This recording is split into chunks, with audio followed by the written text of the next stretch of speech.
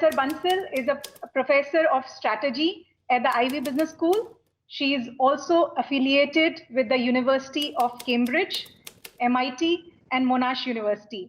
She is the executive director and founder of the Network for Business Sustainability, a growing network of over 35,000 followers from management research and practice committed to advancing sustainable business. Professor Bansal has worked with leading organizations and has also launched the Ivy Innovation Learning Lab, in which leading businesses aim to innovate the innovation process. Since 1999, Professor Tima Bansal has raised over $10 million in government grants and approximately $2 million in corporate funding for sustainability related research. Additionally, she has received significant awards for her scholarship in business sustainability, namely Distinguished Scholar Award by the Academy of Management, Faculty Pioneer for Academic Leadership by the Espin Institute, and many, many such awards. Professor Bansal has a doctorate from the University of Oxford.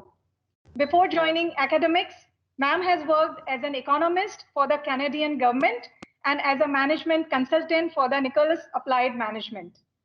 Professor Bansal research targets the interplay between business strategy and sustainability. She has published in several top research, including research journals, including the Academy of Management Review, Organizational Science, and the Strategic Management Journal. Professor Bansal has previously served as deputy editor and associate editor for the Academy of Management Journal and has served on 9 other editorial boards for a range of journals. May I request everyone to please kindly mute your mics so that we have a better transmission.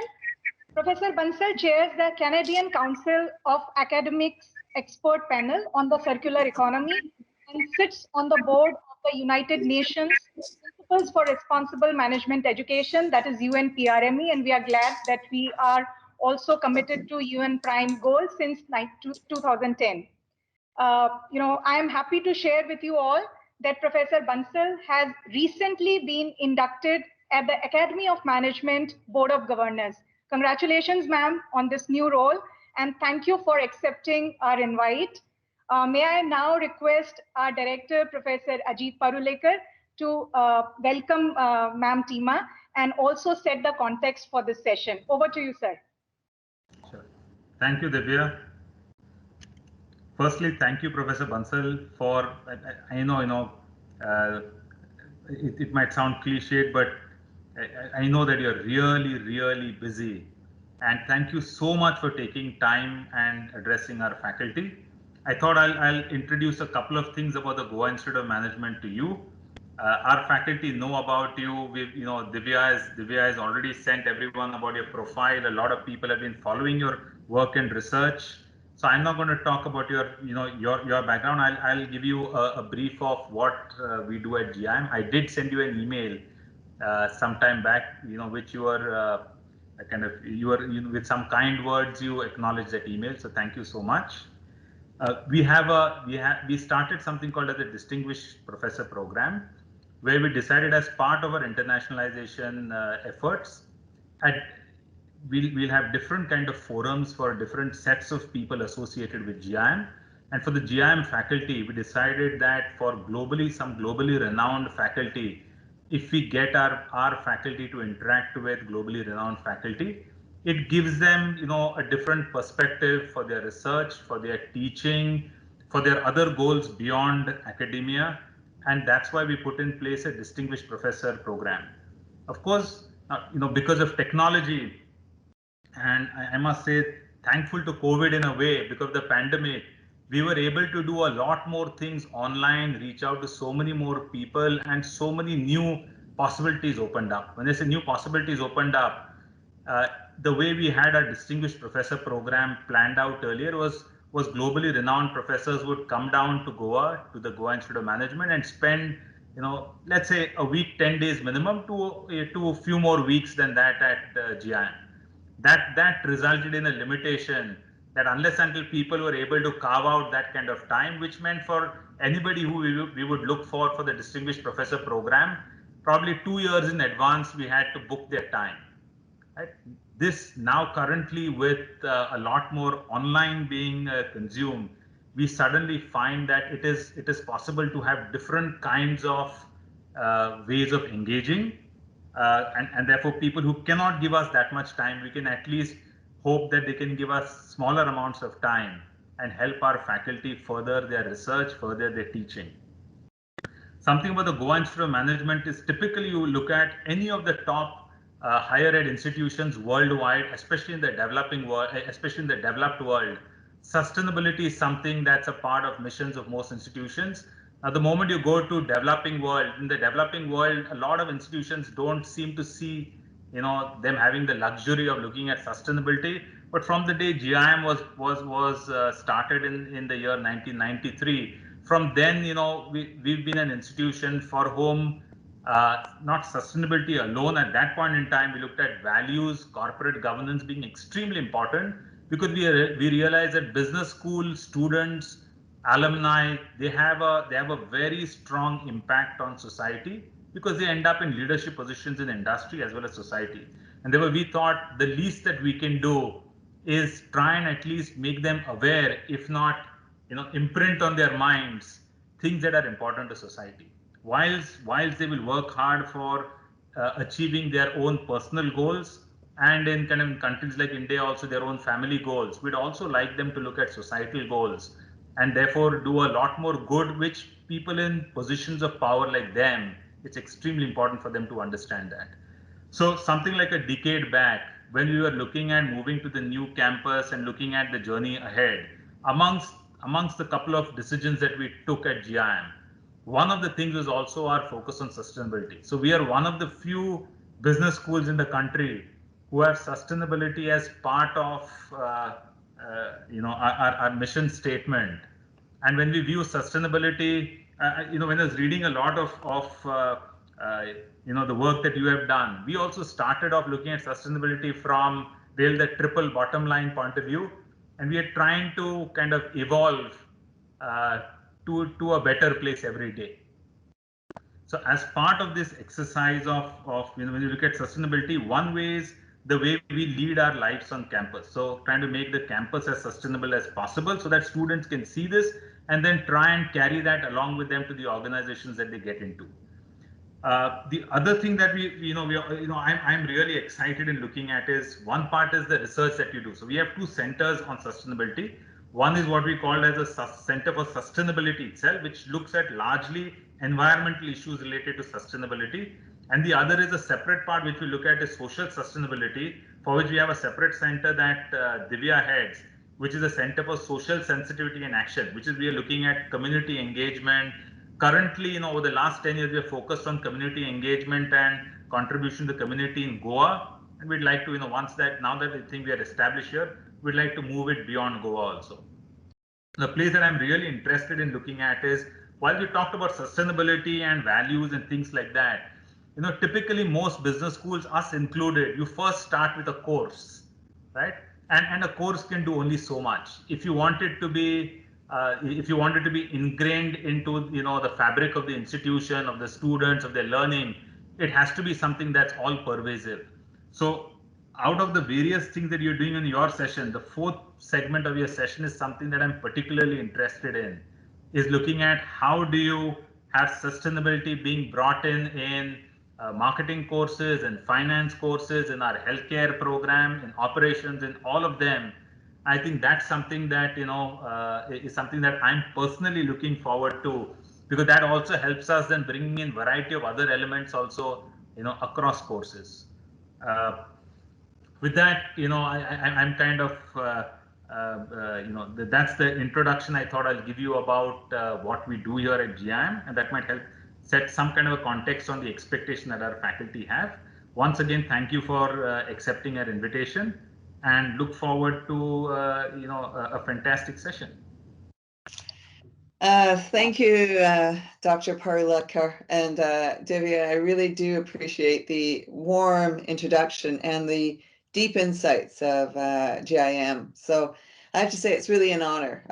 I know that they both know that I actually try to resist giving talks because one can fill their days giving talks. And so, but when I accepted this invitation, it was with deep gratitude. I haven't spoken to an Indian audience yet, and so this will be my first. And I think that there's a lot that I can learn as well. So it's not just about me speaking.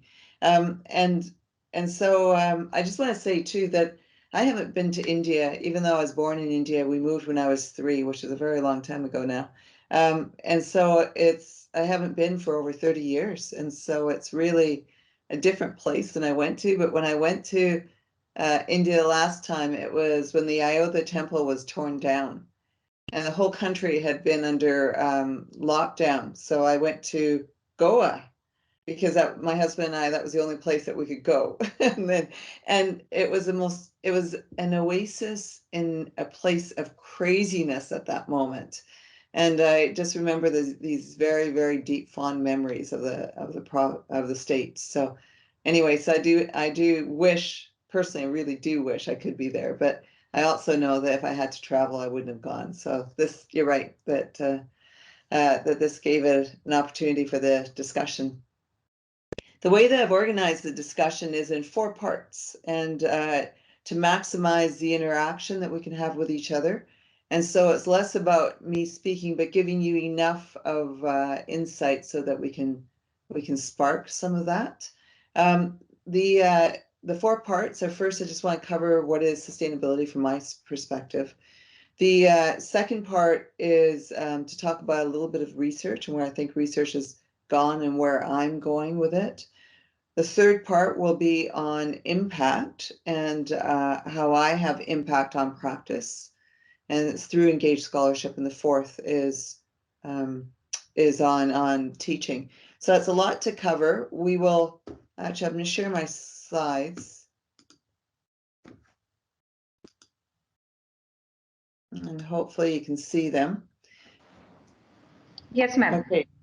Good, thank you. So that's a time allocation that will take, what, 15, 23 minutes or so? So that should give us another 25, 27 minutes for discussion. So I'll try to keep it relatively quick on my part. So what is sustainability? At least I think that that's important to discuss, just because it gives you the perspective from which I started. I always ground myself in the WCED definition of sustainable development, which is development that meets the needs of present generations without compromising the needs of future generations. And let me just interpret that, how I interpret it.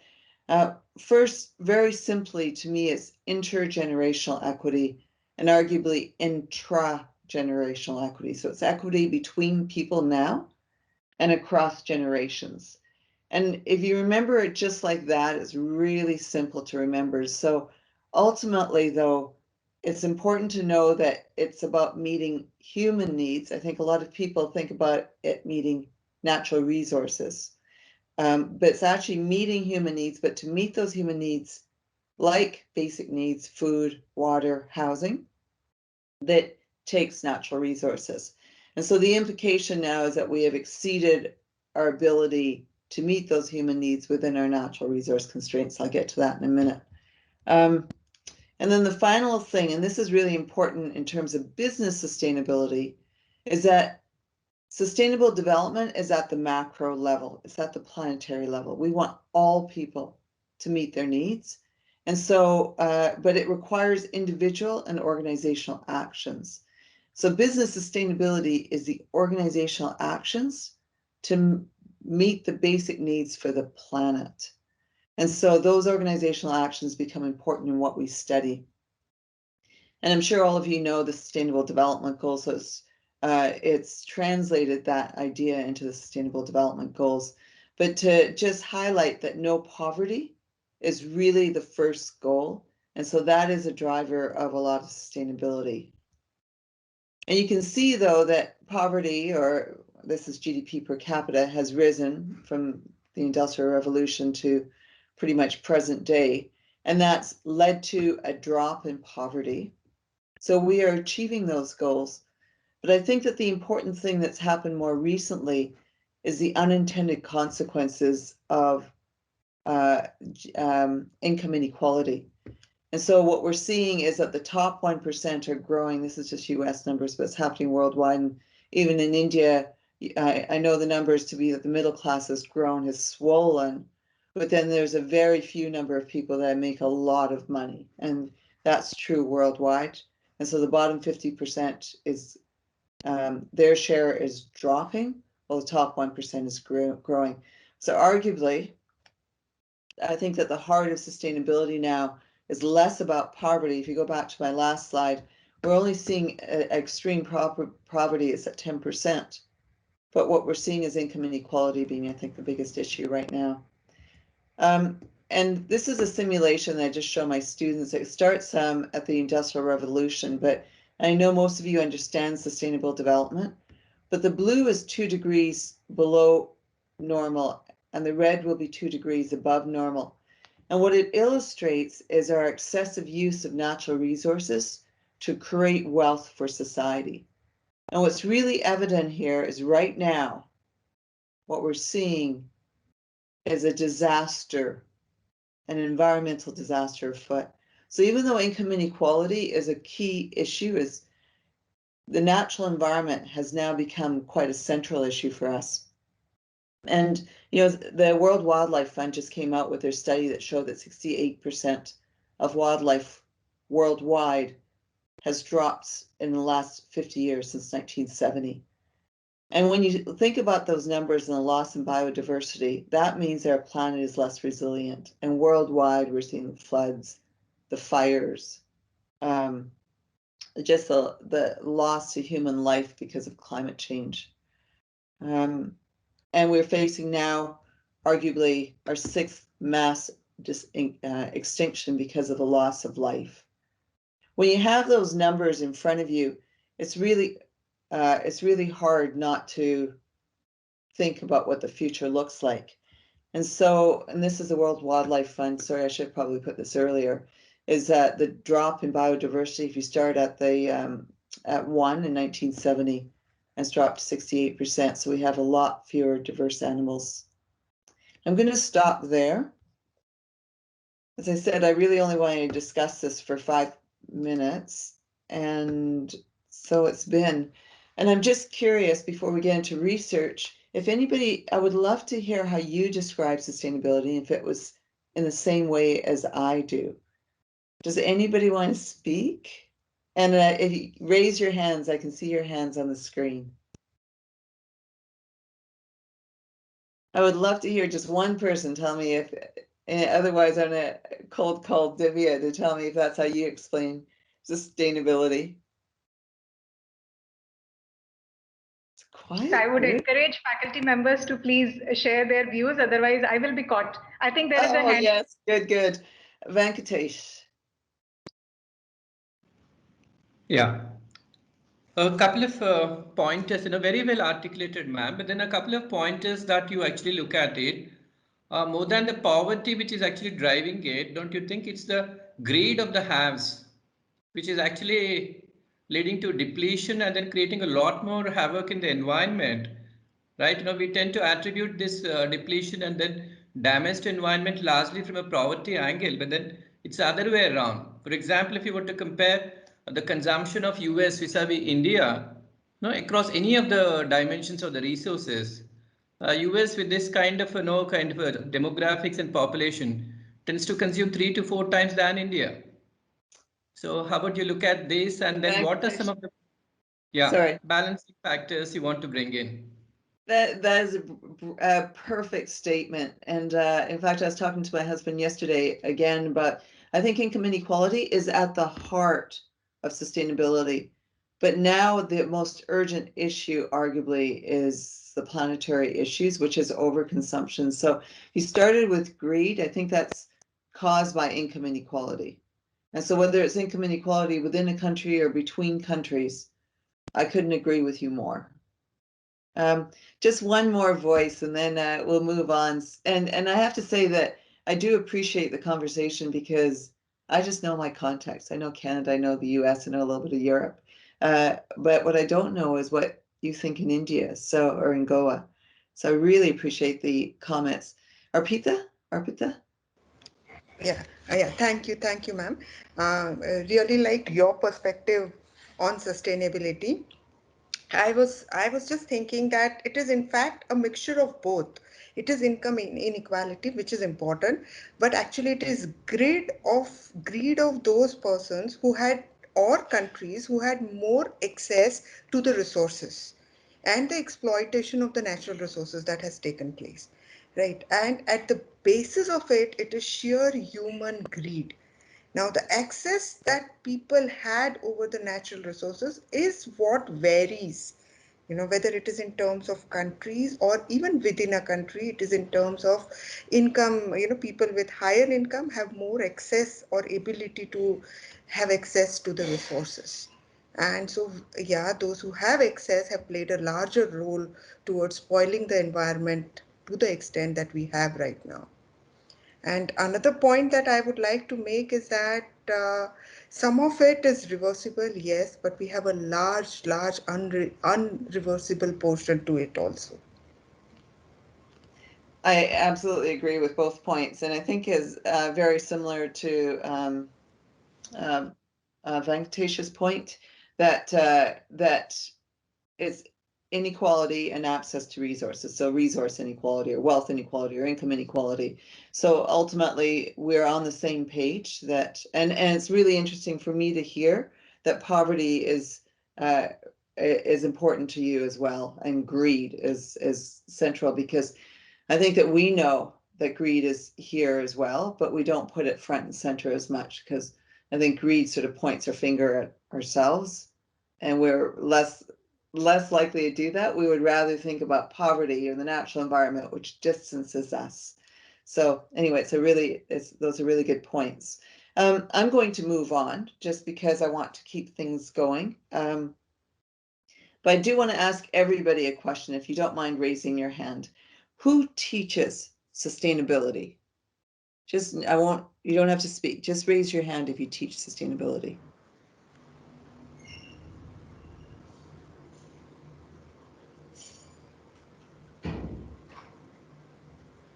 Okay, so I see 5 hands.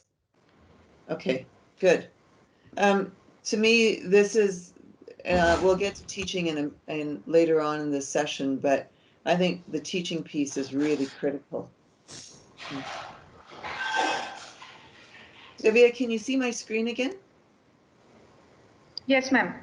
Good, okay. So we're going to talk about research. I have 8 minutes allocated to that. So most organizational theories give these sorts of reasons for why we, for the lack of sustainability. And you already talked about greed, so it's homo economicus, and that's self-interest, opportunism. Arguably, self-interest is greed.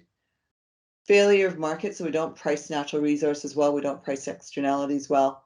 We don't have the right rules and regulations, routines, arguably, so it's the institutional structures. We don't have good leadership, whether it's corporate governance or CSR, or people who just don't care, who govern the organization.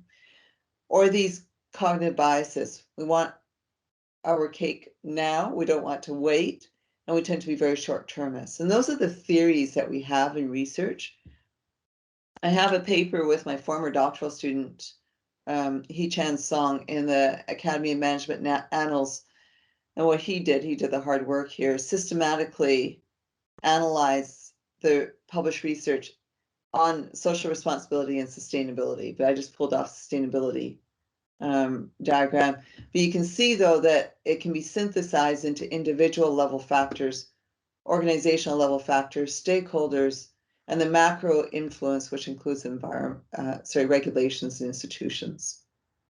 And we tend to think about these models in terms of 2 dependent variables: financial performance, in which case the independent variable that's of interest to us is an environmental or social variable.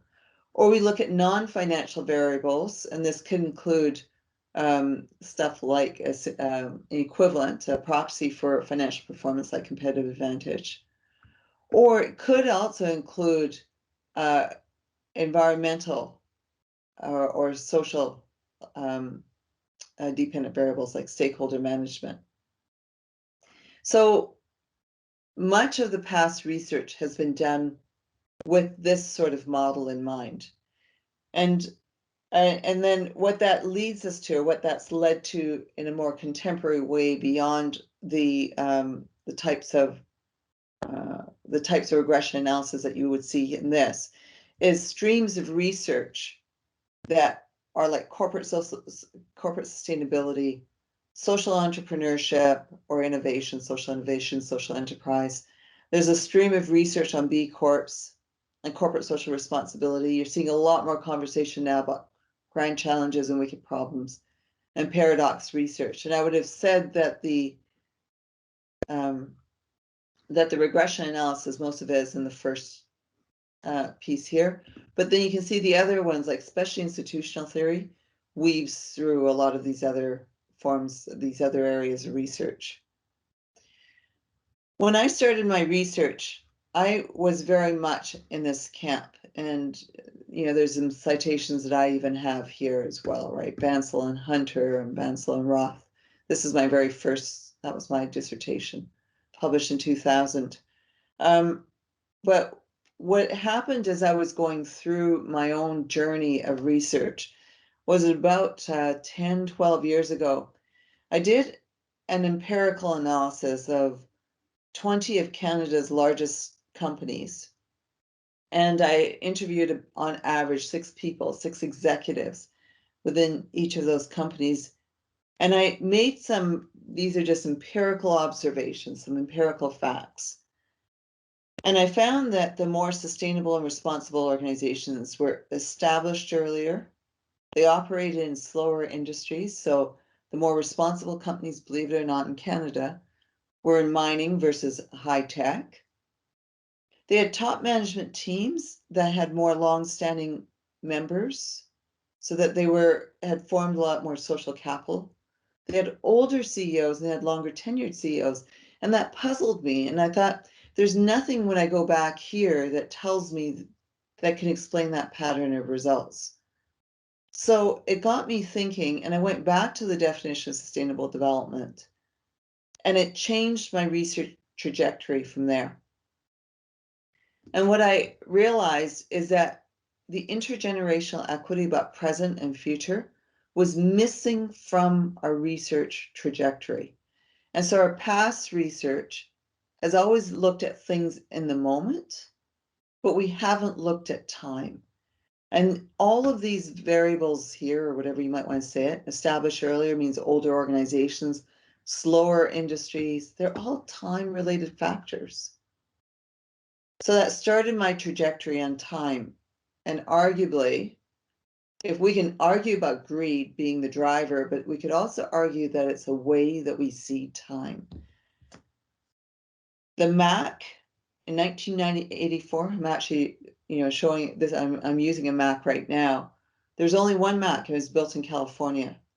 And what we find, and so it's built in California, it was only one, people bought a Mac, they kept it forever.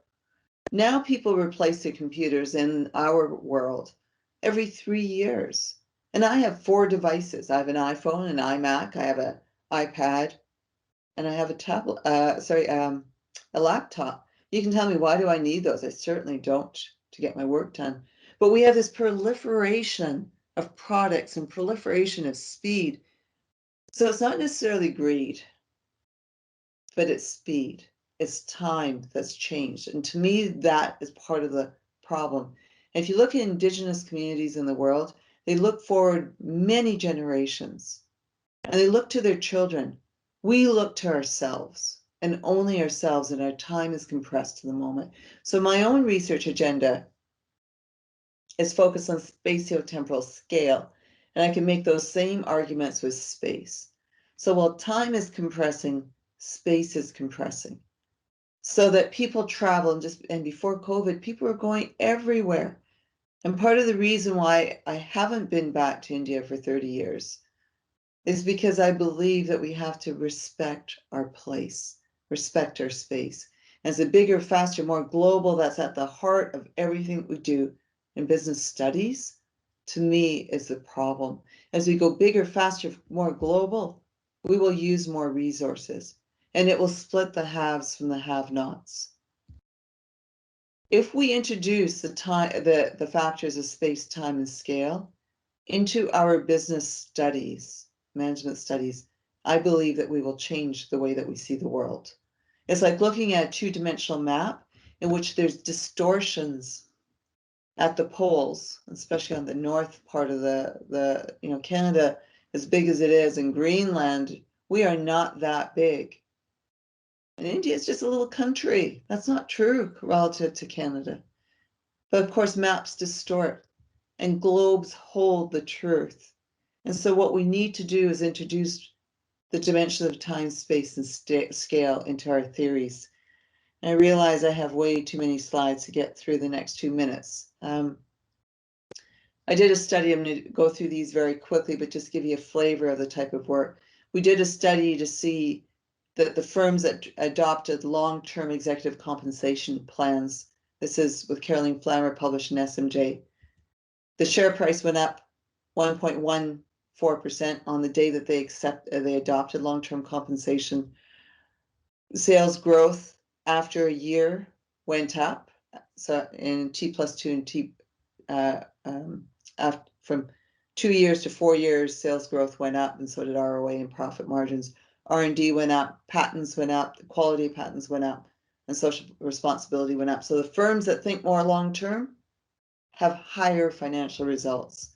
I also did another study that was published in SMJ that showed that the same sort of thing, we looked at the time frame of 1994 to 2008.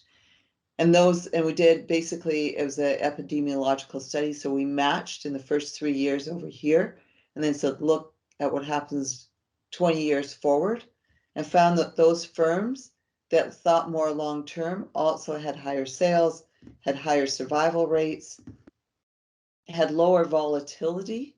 Sorry, this is lower volatility. And yet there's no difference in short-term profits. We found that firms, we just compared Coca-Cola and PepsiCo, two companies that couldn't be any different, found that Coca-Cola had higher speed. Their average turnover tenure of the last 4 CEOs, 3.3 years versus 6.3s, many more M&As, many more strategic alliances, more shared turnover. They also had more mishaps. And the KLD data, which is a social responsibility scale, also reported more concerns for Coca-Cola versus Pepsi. It's a quick study, but it's very powerful in the results. The argument that we make is that if you look over only a period of time, you see a pattern. And if this was temperatures, the 50-year average looks stable. You extend your time frame, you see something else. What we need to do, I argue, and this is an AMR paper, but I won't bother going through the details. What we argue is that people need to extend their time frame, and they need to look at local place. A doctoral student of mine right now is studying in Tibet, a textile manufacturer. This is a textile manufacturer that looks at that sells their textiles to the big fashion houses in France. And what he realizes is that people don't realize is that boiling frog syndrome. People don't realize how much our landscape has changed from this to this. Tibet is becoming much warmer. I'm going to stop there.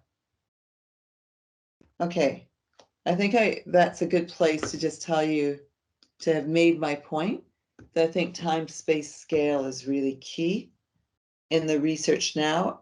And that's what we need to do, is to introduce something like systems thinking. I would just love to have a conversation at this point. So if anybody wants to raise their hands and just tell me their reaction or where they think that research needs to go. I stopped sharing, but I can't seem to get. I think what I did was I went to Microsoft Teams without. So just I apologize. I'm new to Teams. I've lost you all. Okay, now I can see you all. Is it Dr. Padman? Yeah, Padmanabhan. Yeah, thank you. Thank Thank you, you. Paddy. Yes. Right. So, I mean, there are two reflections that I have now. One is when I just looked into the data, where after 50 years, I mean, the graph that showed over here, I could relate with the resiliency research what we do. Okay, where it talks about uh, there is a zone of resilience. Okay, and when anything that goes beyond the zone of resilience, it becomes red. Okay, so that you connect completely with the kind of the graph that goes above that particular line. Okay, so it appears very red. Okay, it's almost it is not a good sign for a human being when a person goes beyond that particular line.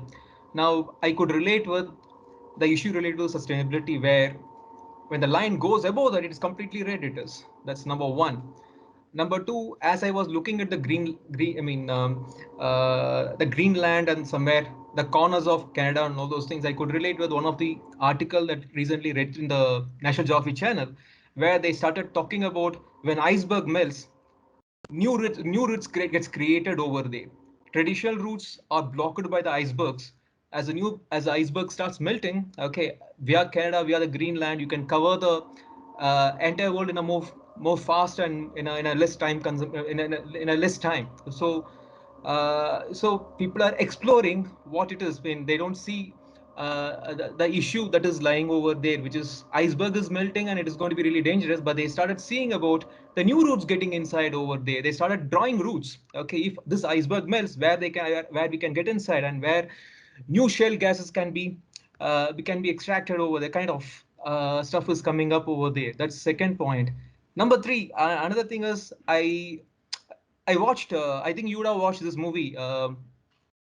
Jungle Book. Okay, the recent one where Mowgli try when the entire animals try to go and drink water in the common jungle pond.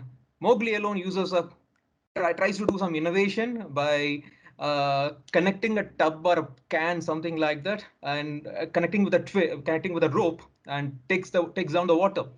It gives me a feeling that have we become too innovative, and the innovation has started destroying the earth? Okay, this is a kind of question that comes over to me. Okay, am I anti-innovate? I don't know, but I'm just saying the pursuit of innovating, I think we are destroying everything. That's another thought that's there with me always. Okay, this is my reflection over there. Those are fantastic points. Fantastic. And I just want to say on your first set of points, what you're arguing is that there's tipping points, right? And I didn't talk about systems, but when you look at spatiotemporal scale, that the world is becoming faster. That means that time is compressing, and that the globe is becoming, the world's becoming smaller as well. So space is compressing. When you think about that, that is, no, it's too complicated an idea to express quickly. I'm gonna take it a different way. What we need is more systems thinking in our management research, but what we assume is that it's linear, that results are linear, and it's reductivist, that we can figure out what variables are important that become salient in predicting an outcome. A system, though, is very different. And a system recognizes that there's interacting variables. And once you reach resource constraints, that you will reach a point where you hit the top. I'm going to give you, and so when you hit the top, that means that everything starts to collapse. And so that's the tipping point that you talked about. And only now are we seeing in our research journals the notion of resiliency, the notion that we have to maintain within a certain band our operations. And if we exceed those bands, that we will reach the maximum resource potential.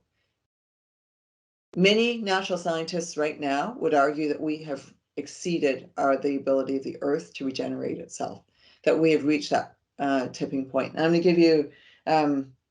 give you a little story, and it's just about geometric growth. But if you have a bacteria in a test tube And the test tube is only half, sorry, it doubles, the bacteria doubles every year. Then what you know and if you know, sorry, every minute, the bacteria doubles every minute. In 60 minutes, the test tube will be full.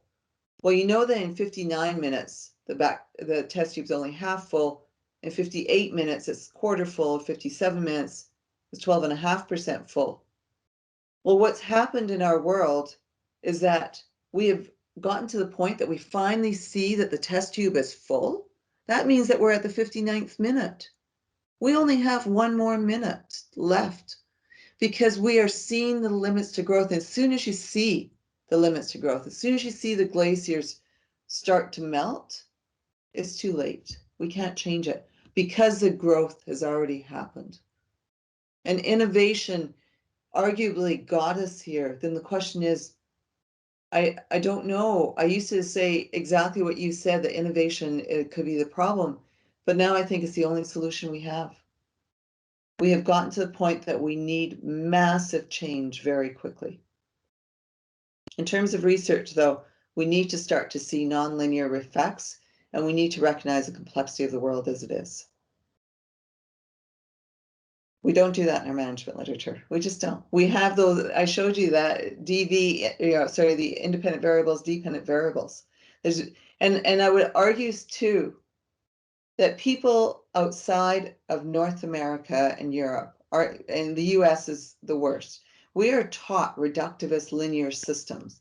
We are taught regression analysis. Regression analysis are based on historical data.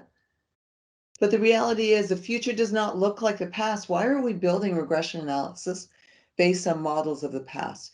We need to think about a different way of thinking, and people outside of the US understand resiliency, they understand systems, understand social systems in ways that we don't. This is India's time to thrive in terms of research, but not in mimicking our research, in offering us new ways of seeing. One more comment, and then I'll move on. Thank you for your comments. That was fantastic. I think I saw Professor Arpita's hand in between. Oh, yes, please. I didn't see it. Yeah, so I did raise my hand because I was very excited, but then I felt that I should give others also a chance to talk. But nonetheless, I'll take the opportunity. Please. What I was thinking about, and I have come across this in one research that I'm currently working on. So my data collection is not complete. So this is more an intuitive feeling rather than, backed by data right now, because I don't have enough data to conclude. So what I feel is that about, till a certain point in time, our decisions as a human race were more decisions which were more sustainable in nature. But then came a time when instant gratification became more important, and we started using the resources, exploiting the resources rather than using them. And over the last decade or so, we have, when the things have really worsened, we have developed, I mean, we are trying to now take the sustainability issues into our decision making process. So while you talk about, this came into my mind, especially when you talked about older organizations making more sustainable decisions, right? So I feel there was a time frame, I can point out a time frame in the Indian context, but not globally. So there was this time frame about 10 years back. For those 10 years, lot of our decisions that we took were unsustainable, right? And then the situation worsened, and now our decisions are, we are trying to incorporate that. So, so long term, short term, and the decision thinking pattern changed somewhere in between. I don't know what it was related to, whether it was technology growth, whether it was, human population growing at a certain rate and we became more competitive. I don't know what it was, but this is how I feel could be the scenario. I think your points are really well taken. And I think it's only a matter of opinion now. And so I'll just express my opinion. I'm going to go back to income inequality. That and greed that two people said. What changed 10 years, 15, 20 years, who knows when it was, but you're right. I think that there's a transition point. The thing that changed was technology. You said that as well. But we could see how other people live, and we say, I want that life, right? And I'm looking at some, I can see Cedric Surplus, and I'm going to stumble over your name again, but V. Padmanabhan, your back screen. They're beautiful houses. What do we want? We want beautiful houses. And there was a poignant moment when I was at a little Indian restaurant, and there's a Bollywood movie, this is just a few years ago, showing, and the young man and woman were singing in a house that could be in Los Angeles. And what do they want? They want that house in Los Angeles. We want the fancy cars that we see on the internet. We all want the same thing. That is income inequality. That's not greed, because I don't know if we're greedy, but what we see are the differences. And the differences cause social comparisons, which mean that we want for that, and that the world's resources can't take that. It's not about meeting basic needs. It is for some still. We want more than that. That's, I think, the issue. I'm going to move on if that's okay, and then hopefully we'll have some time at the end, but I appreciate those comments. So I want to talk about impact, and I want to preface this by saying that when I do both qualitative and quantitative research, and at some point, and this is actually 15 years ago, maybe more, and I was publishing the top journals, or trying at least, and I realized that no one cared about the research. And I thought what I did was kind of interesting, and obviously no one else did, at least in practice. And it made me realize that we needed to bridge the gap between research and practice. And the more that I worked with people from practice in my qualitative work, I realized that the questions that we were asking weren't the right questions. And that was when I formed the Network for Business Sustainability. And I've been continuing to do this through what we call engaged scholarship. And the more that we work with practice, I realize the better questions that we ask.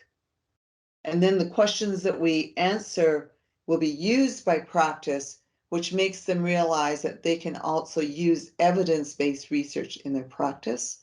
If we start closing the gap between research and practice, we start to make a difference. And so I formed the network for, hold on, let me now screen share again. I'm just going to tell you about two initiatives this is impact on practice. Two initiatives that I started. So this is at this website in case you want to go to it, but www.mbs.net. Essentially, we're sharing evidence-based sustainability guidance for business leaders. The idea is that this is just a screenshot, so I can't move around this, but it shows managers some of the research that we do. And so it's translating research for practice. And then we invite managers into the conversation so that they start to change. We start to answer questions that they might find. More recently, I just formed the Innovation Learning Lab. And this may get to the question about innovation. And I just want to spend a couple of minutes describing it to you. Unfortunately, the web address is not short. But what the Learning Lab does is actually what I might be able to do, this might be better. Just go to my web browser, is I get Canada's leading organizations in innovation. Divya, can you see my screen? My webpage? Yes. Okay, so we have these organizations that have joined. There's 21 in total, and they get together every quarter. And I believe that if you get the innovation leaders in these companies, and so we have the chief innovation officers in most cases. And what we try to do is inject systems thinking into what they do. And the innovation officers are really excited about hanging out with the best Canadian companies. And they're also excited about having a keynote speaker that's among the best in the world. And so next one is on October 30th. And we have a speaker from Harvard who runs Bloomberg's Mayor's program. He's going to talk to them about cross-sectoral collaboration. In the past, we've had Terry Irwin from Carnegie Mellon, Crystal Van Eel from Antwerp University. We have Peter Senge, Otter Sharma, both from MIT. And so that way we influence them about thinking about systems, and they influence us, and we will start to pull together materials that we can share with everybody else. And so it's been a really exciting collaborative. And then I'm going to stop sharing my screen. That collaborative is going to be what produces new research. And I have a paper in Academy of Management Perspectives, in Organizational Research Methods on how to do systematic reviews, and in the Academy of Management Journal with Garima Sharma on the research that we have done through Engaged Scholarship. So it's possible to publish good work through collaboration with managers. Any conversation about engaging managers and doing research? Avik, you have your hand up. Afternoon, Professor. Yeah, actually, I have one question. See, actually, I'm from the field of economics, and whenever we learn economics or do any research on economic sustainability or environmental sustainability, we've always seen that promoting efficiency is always good for short-run economic growth. But for long-run development, inefficiency should be promoted. So there is always a trade-off between whether to promote efficiency or to promote inefficiency. So under this trade-off framework, where does sustainability lies? So I would argue that the economic framework is fundamentally the cause of the problems that we have. And I don't know if you know, but Milton Friedman just had his 50th birthday for the article that was written in the New York Times on, what was it called? The social responsibility of business is business. And at the heart of it, he says that corporations can't be socially responsible. Corporations just need to maximize profits, and governments need to set the rules of the game. Well, what is profits? Profits, according to economists, are short-run profits, as you've said. And so that translates into efficiency. That only works if we assume that everybody, or if we assume self-interest and opportunism. And yet, as soon as we assume self-interest and opportunism, then what we do is lead to the collapse of the planet. But this whole efficiency argument was not based on a recognition that there's limits to growth. Yes. So, whereas Milton Friedman won the Nobel Prize in economics, Elinor Ostrom won the Nobel Prize in economics when she started to realize that people will act cooperatively in managing the commons. And so that's not an efficiency argument, that's a managing the commons argument. We've now had Thomas Piketty win the Nobel Prize when he talks about wealth creation over the long term.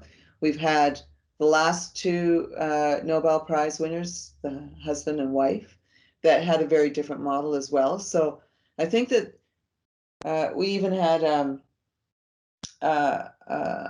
development economist, oh shoot, wow. So we've had Milton Friedman's monetarism dispelled by economists, many economists since then, and yet this efficiency argument still holds true. And yet the whole assumption of self-interest and opportunism and efficiency short-term efficiency should be dispelled because it's leading to the collapse of the planet, and we know that.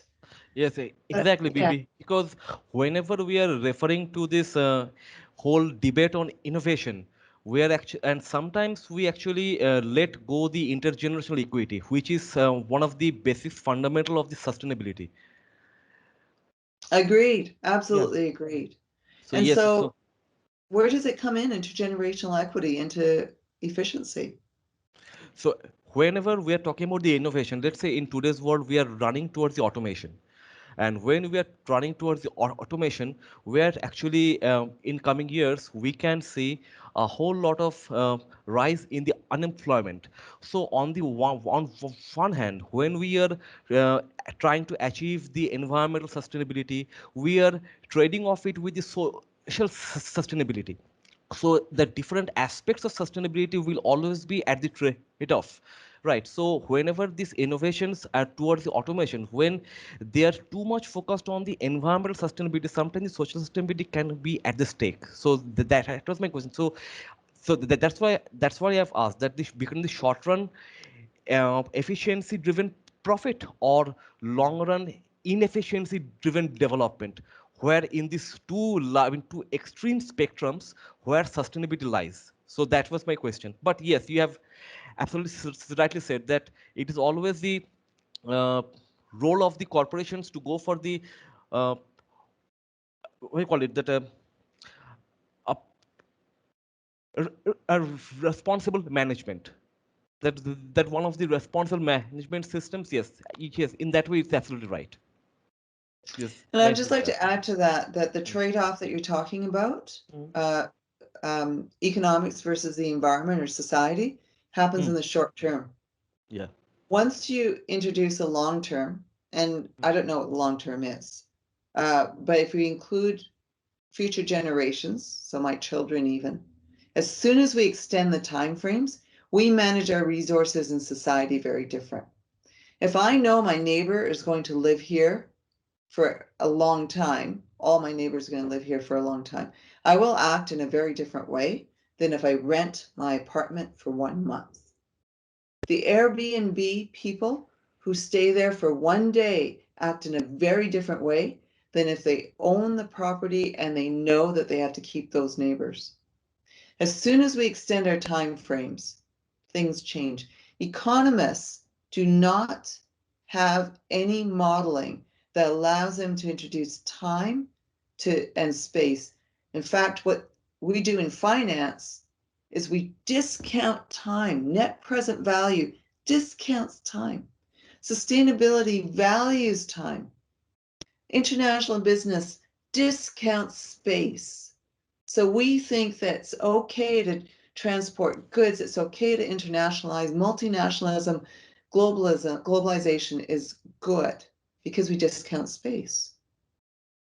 As soon as we value time and we value space, I don't mean, and so we don't discount it, we will change our behaviors so that that sustainability is embedded in what we do. And it doesn't have to be a normative position. It doesn't have to be a position where you say, do good. It can be just saying, let's just value time and value space. It will change the way that we see the world. Okay. Thank you. Thank you so much for your comments. I'm going to do the last bit on teaching, and then if there's some time left over, and on the teaching side, I'm actually not going to show you any slides. So what we do in teaching, I think I think it's relatively innovative at Ivy, and I was the first faculty member at Ivy doing sustainability. So this is in 1999, and that's 21 years ago. And at that time, there's no sustainability. If there was anything like this, it was called ethics or responsibility. And I really wanted to have sustainability in the program. So I started to think about different ways to introduce it. And I'm going to tell you the way that we do it now. It's taken many iterations. In the MBA program, we have a core program. So we have a number of courses that are taught within the first 4 months, and all the students have to take all these courses. So we have 2 sections of courses. That means that there's 75 students in each section. And they sit together, 75 students, And the professor rotates through, and in those core courses, it's like operations, strategy, management science, finance, accounting. So you get the ideas of the courses. There's 10 of them, 10 core courses.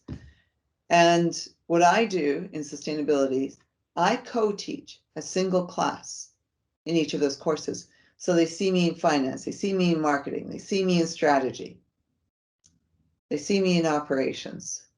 And when I co-teach a class, what I do is I weave through all the classes the fact that sustainability lies in every course, in everything that you do. And every time they see me, I say, I ask only two things of you. One is I want you to extend the time frame for the analysis. So don't just think about today, because every single course removes time. And I want you to think about society.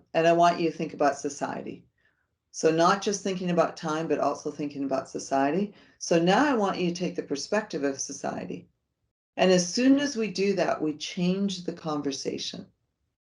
And I think that that course has been really successful, because what happened before is that every single course stood on its own, optimizing what they wanted to do. So in strategy, what do we optimize?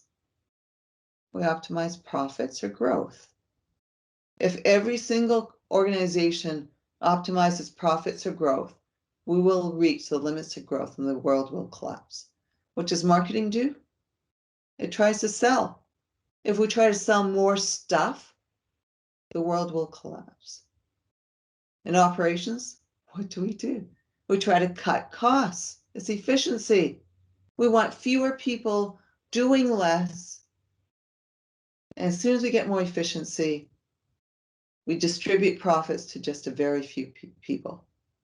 What do we do in finance? What do we do in accounting? We think we value time. That means we discount time, as I've already said. All of those courses, one by one, lead to the collapse of the world. I come in and I say, connect everything. And when you connect everything, you will see a very different world. And they do. Now, do I do it well enough? No. But it's hard because they have so much time in every one of those courses. But at least they see the thread.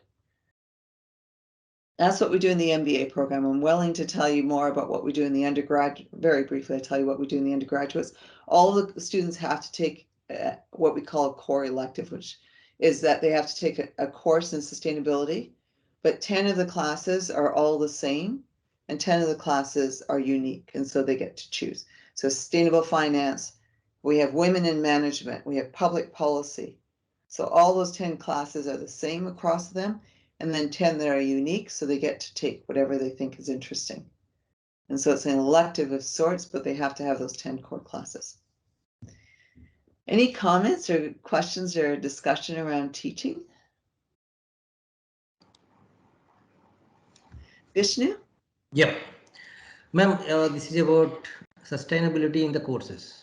Now, if you look at the perspective of corporate sector, they would like to maximize their profits. That's what we see in day-to-day world. And any technology that is coming up recently into the market, even that focuses on this particular concept. And if this is the perspective of the corporate sector, which hires the people from B schools, how would the knowledge that is being given to the B school students would help the corporate sector? First of all, would they appreciate, number one? Number two, is it not is a necessary requirement to educate the top CEOs and boards with respect to the sustainability before teaching the course into the B schools? I'm sorry, so you're asking if the profit maximizing ambition of corporations prevents them from doing sustainability? Yep. Yeah, I couldn't agree with you more. And why? Profits are short term. And so as soon as they only think about maximizing profits for themselves in the short term, it's like me living with my neighbors. I will try to expand my land. I won't, I won't cut my trees that go over his property because it doesn't build a relationship. So profit maximization, you put the heart of the issue on the table. As business schools teach profit maximization, we don't center on sustainability. That's why I think GIM is in a really unique position. You put sustainability at the heart of the school. And if you do that, you change the curriculum, because then you say, how can we maximize profits for the good of society and the business in the long run? That should be our ambition. No, I'm not disputing that. That is a very noble ambition. Noble ambition, no doubt. But if you see the corporate sector that is draining away the resources of the Mother Earth, how will we really address that issue? For example, many soft drink companies, Pepsi, Coke, etc., they drain millions of liters of water from the rivers, etc. So for the future generations, we will not be left with any kind of resources. So I agree that we have to sensitize the students in B schools, but before that, should we not also address this issue at the boards level and CEO level in the corporate sector? How the message is going there? I don't know if I have an answer for you. I feel like I'm holding up a door on a sea that's flooding, right? But if each of us hold up a door and say that we're going to stop the sea from flooding, we can make the change. If I were to say who is a problem in our world, it's not the CEOs, it's us in business schools. We are teaching them this profit maximizing. We have to look at ourselves. And until we change our curriculum, until we drop neoclassical economics, we will not be able to change the discourse. Maybe the world has to flood. I don't know. I don't know the answer. I absolutely, Vishnu, agree with your comment. But it's depressing. Thank you. And we need to give people hope and answers. And that hope and answers to me is just say, let's do something simple. Let's just extend our time frame to our children. Yep. Prabhat? Yeah, Professor, if I'm not, I don't know if I'm making a mistake here.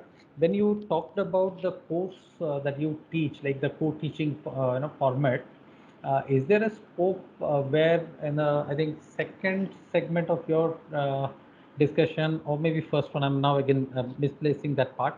So where those topics like wicked problems and all those other aspects you talked about, the foundational aspect, is it getting covered somewhere in a specific course, or they tend to get in the backdrop, like it's more about cases and some selective pieces here and there, so how do you operationalize the theory versus practice out there? So of course sustainability, when you talk about, it has its own foundational theories, which I don't think over the years it has also built up. Yeah. Prabhat, that's a really great question. And I don't know what happens in your school, but in our school, and I think most schools, there's a territory that people have for their courses. And it's really hard to get a new course in. And if I were to develop the curriculum as I would want to, I would have a separate curriculum for sustainability that would allow us to talk about grand challenges and wicked problems, and then do this cross teaching as well. Yeah. But to have my separate classes, I only get 2 separate classes. But to have my separate classes would require someone to give up some time. And no one is willing to give up time. It's hard. Your point's a really good one. Ajit? Yeah, so I just wanted to find out what's been your experience doing part of different courses and co-teaching over this period of time. And I wish you can comment on 2 specific things. One is, over a period of time that you're doing this, has it had an impact on that component of the course that you don't do, that the other co-teacher does? That's one. And the second is, have you alone been doing it, or has it moved beyond? It's, are you labeled, oh, that's the lady that does the sustainability class in every course? Or is it, is it more institutionalized over a period of time?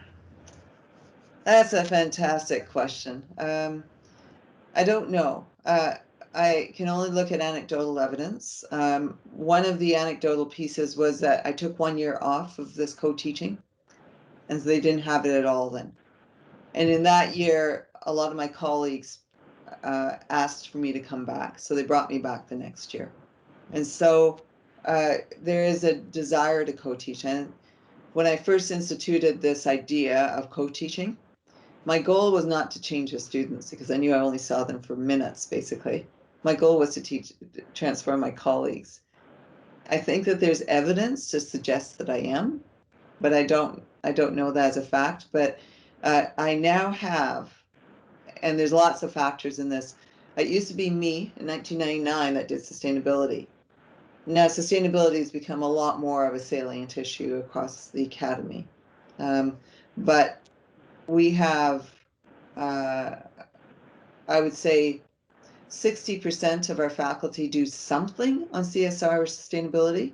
And we have about 15 of our faculty so 10% of our, no, that's more than that, about 14% of our faculty that only do sustainability.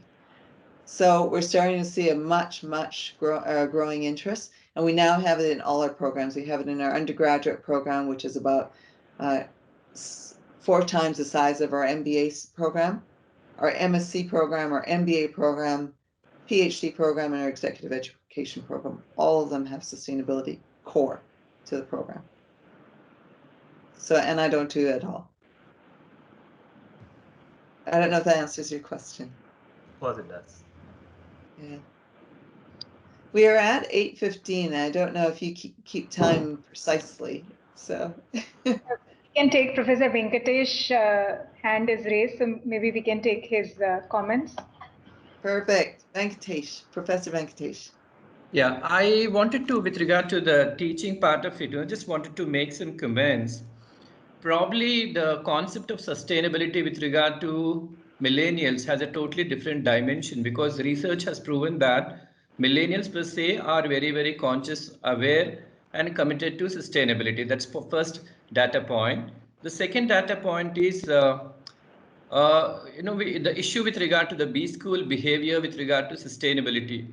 Most of the B schools are focused and obsessed about the process metrics, in the sense how much of coverage is happening in the classroom, right? But then we are not talking about how much of behavior is translating to once the students graduate. In the sense, our metrics are largely focused on the process, but not the outcome on a longitudinal basis. Right, so that's probably the reason why the passion of the youngsters tends to fade away once they graduate, probably in 24 months, and they get into the grooves, and then they start wearing the same shades and colors as that of the earlier generations. So when are we going to break this, kind of a negative cycle and then really bring in a change?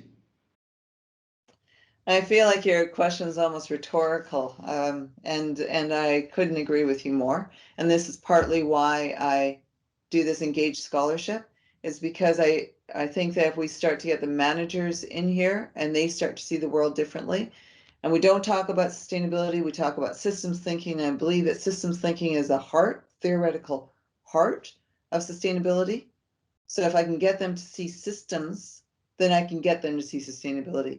We've met 4 times with my executives in the Innovation Learning Lab, and there's already transformation happening.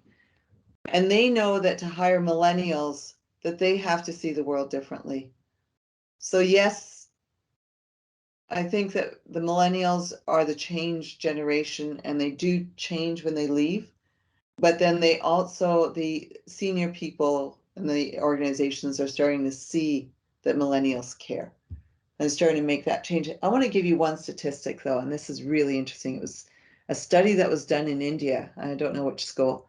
It was done pre and post for incoming MBA students. So the students that came into an MBA program had more others-oriented values. So that means that they cared more about other people.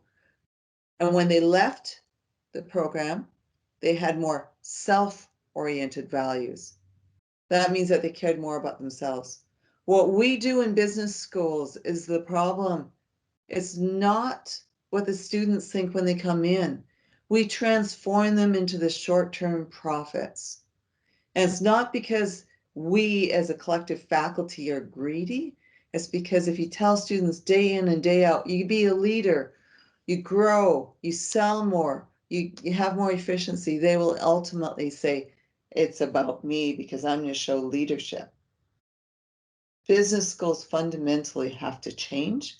And if we do, the millennials have the core, the heart, and senior executives, if they want the best millennials, they have to also have heart.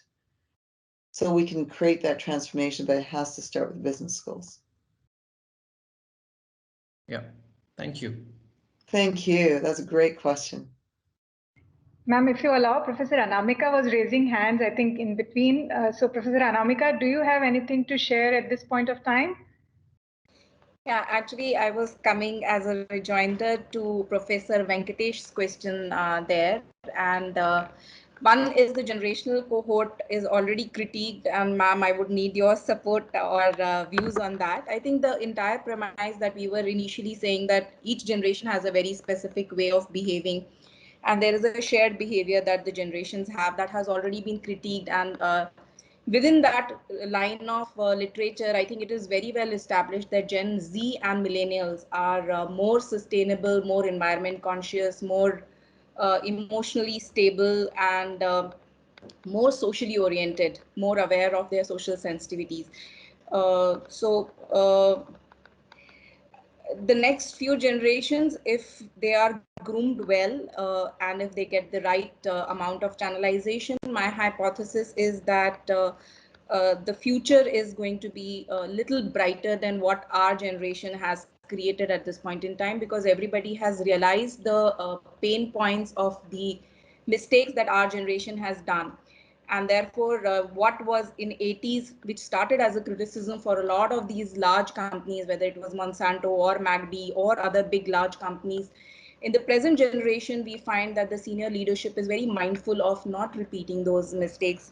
What do you feel about that? I agree with a lot of what you said. I'm less optimistic. I think millennials, there are many millennials who care and who say they care, and they will work for corporations that care. But ultimately, I don't know of a millennial that isn't on her device, isn't thinking about getting the next device, isn't really very much focused on the moment. Until we and young people, they will, as soon as they get into another context, feel a different way. The issue of the moment definitely is sustainability, but we need to change culture. We need to change the business paradigm, I think, if they're going to sustain that interest. No, so it's really just a matter of opinion. I go back to the same thing, that we have to change the way that we think in business schools. Yeah. Anyway, I'm hopeful. I'm hopeful, but I'm not optimistic. Yeah. One more person with his hand up. Is it Cedric? Oh no, is Raman. I don't know, Divya, did you want to take more questions? It's I'm here, so I'm happy to be here. Yeah, please. I'm waking up. I can raise a question. Yeah, and then Raman also had his hand up as well, but Cedric. Okay. Yeah, so mine is not really a question. Mine is really a kind of a reflection. I spent 25 years in the marketing industry, advertising actually, so it's kind of part of marketing. And the rule is very simple. I was at the top management level, and every day I came to work, there was a cost reward factor happening, okay? And the formula is very simple. The more I sold, the more I got rewarded. The more I helped to sell. So if I wrote an award-winning campaign that sold millions of stuff that nobody needed, I would get rewarded. The day I said I would not write a campaign for cigarettes, to sell cigarettes, I was asked whether I was really seriously wanting to keep my job or would I like to move on. So I'm saying, this is something we face in the industry where our job, our core job is to sell. And if we fundamentally say, no, I refuse to sell so much, I think it's morally bad, we'll have to find another job or starve, and that's not an option. So, I mean, that's one issue. The other issue is, we teach young people, right, about values and core values of sustainability, about nature and so forth. And they're so proud and feel so good about it. And we feel so good that we are getting across to them, right? And the moment they go into the industry, it's the same pattern again. If they don't deliver, they're sacked. If they deliver, they get a whole lot of rewards. So cost reward. Yeah. I mean, But I don't see how we can solve that problem. I think the only way we can solve it as researchers is that we need to fill the void. Otherwise, neoclassical economics will continue. We need to give people a different way of thinking that they can adopt. Anyway, so that's what I think is part of the answer. We just can't keep on saying, think about the long term, think about being good. That won't happen. Raman. Yeah, I'd like to give you an anecdotal piece from my own experience of more than 40 years ago. What you're talking is really a behavioral change or cultural change in organizations. And I remember I had attended a course. I came from an industry at IIM Ahmedabad. It was a course on management of motivation. And my comment then is still the same. What's the use of telling me I was a junior manager? Go and tell it to my bosses. Unless you change culture at the top. You come in below, and that will happen with all our IIM, our management graduates today, and they get overwhelmed by the culture of the organization that they come into. So and so for 40 years ago and today, I see no change at all. The motivations of organizations are exactly the same. Now, so the same applies to all behavioral changes. We talk about ethics, we talk about everything. All good behavior that we want has to start from the top. It's a cultural change. Now, the only hope you have is by teaching young people all the good things that we're talking about. Hopefully, when they come to the top, they'll retain some of it, but many of them will simply will be converted by the time they come to the top, back to the bad old ways. So, what answers do the B schools have to pursue this? To make sure that it happens through their lives, and also that they don't get overwhelmed by the culture of the organization they enter into. They don't have a choice. I like to say that the worst dictatorship that we can see is in a modern organization. You conform or you're out. I think you're putting this challenge to Jeet. And if GIM can do this, I'll tell you, I would easily work at a school that embraced sustainability at its core in everything that it taught and trained. And it doesn't require throwing away the baby with the bathwater. It requires just fundamentally changing the assumption that you hold. And so that means it's just small shifts, but those small shifts would change the way that people think. I agree with you. Thank you, ma'am. Ajit sir, do you have any closing comments before I propose vote of thanks? Yeah, there was one comment that I had, I thought when Professor Bansal put up, saying older companies in the long term, they're the ones who've done well. I was just thinking to myself, so what happened to the companies, older companies that didn't do well in the long term? Did they fold? Because if they did fold, then that's did they fold up? If companies, if you're saying older companies have done well on the long term, that should be a great statistic to put up, right, to companies. Well, there's something circular about that. But they're older companies and they survived and they've done well in the long term, right? But socially responsible, the older companies tend to be. But there's lots of counterexamples, and the counterexamples reveal more about what we don't know. So we have to think about those counterexamples. But when I think about the Tatas, when I think about the Mahindras, there's lots of family-owned businesses of age in India that seem to embrace society in a different way. Yep. They care about their past generations and their future, their legacy, and where they're going. Sure. Thank you so much, Professor Bansal. That's kind of very thought-provoking. Livia, over to you. Thank you. So, ma'am, really thank you. Great Alexander Pope once said, what oft was thought, but never so well expressed. So at this juncture, I'm feeling the same because I didn't realize 75 minutes are over. And there are a lot of questions or a lot of, good points to ponder upon. And I'm sure that what I am feeling, my faculty colleagues are also feeling the same, that you have given us some inputs on the teaching, embedding sustainability into different courses, on the intergenerational equity. You have given us some ideas from the research point of view. And I do hope that this conversation is not just the one conversation. I hope that you will keep interacting with us in future also.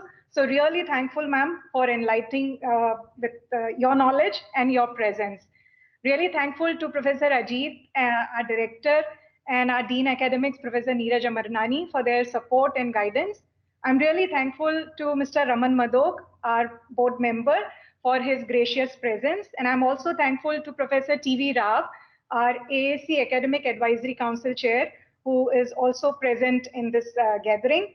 I would like to thank GIM IT team, Director's Office, and Ashley for his support and enthusiastic, all those support which I have gained in last few days in preparing for this session. Last but not the least, let me express my sincere thanks to all my faculty colleagues for their active participation and engagement. Once again, thank you all. Thank you, ma'am. Hope you have a good day. Thank you, everyone. Thank you, everybody. I do want to say I really appreciated the conversation. I gained a little window of insight. And so if there's ever an opportunity to continue that conversation, I would very much appreciate it. Thanks, Divya. Thanks, Ajit. Thanks to everybody for coming this afternoon. Bye. Thank you. And those who don't know, that there is a sustainability saloon, which, I think 6 schools, ma'am, or 5 schools, they run. So it's an intimate community of scholars. And the next sustainability saloon is happening on 8th of October. So I'll share the details and ma'am will be there. So if you still have questions and you want to take part, we will definitely invite ma'am again. But if not, then we can find other ways also in engaging these kind of conversations. So thank you once again, ma'am.